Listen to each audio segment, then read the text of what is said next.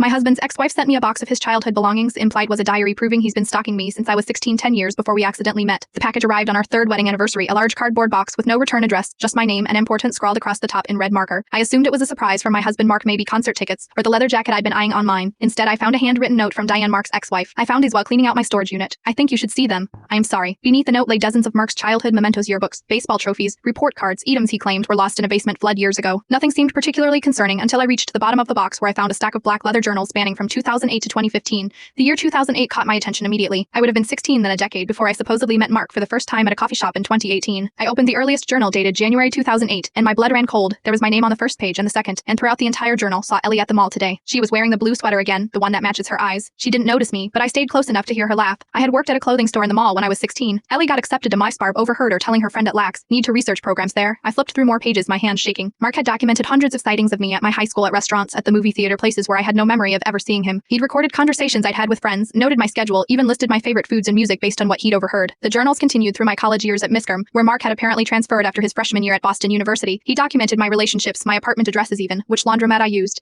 Ellie broke up with David today. She was crying at the coffee shop, wanted to comfort her, but not yet, not time yet. The most disturbing entries came in 2017, a year before we met. Researched Ellie's company. They're hiring in marketing. Summer application today. Interview went well. I mentioned the coffee shop near their office that Ellie goes to every morning. Pernties said team often meets there. Perfect. Then the 15th of March 2018, the day I thought we'd met by chance, when he spilled coffee on my laptop at my favorite Caspito. Today's the day. Practice the spill a dozen times. Will offer to buy her a new laptop if needed. Supposition starters prepared. This has to work. I sat on our living room floor surrounded by 10 years of methodical stalking. My entire adult life mapped and manipulated by the man I married. The man who was due home from work in less than an hour. With trembling hands I called Diane. She answered on the first ring. I was hoping you'd call, she said quietly. I found the journals while packing last month. I didn't know what to do. I needed to be somewhere safe first, she explained. Marky doesn't react well when his plans are disrupted. She told me how their marriage had deteriorated when she found earlier journals documenting his obsession with a girl from his hometown, how he'd become controlling then frightening when confronted, how she'd finally fled in the night after he'd blocked the doorway during an argument. Check the 2019 journal, she said. After you were dating, I found it and turned to entries from our early relationship. Mark had documented every manipulation, lies designed to isolate me from friends he deemed problematic, manufactured emergencies when I planned girls' nights, even deliberately causing a minor car accident to prevent me from attending a college reunion. The final pages contained a detailed 5-year plan, marriage within 18 months, we wed after 14, pregnancy by year 3,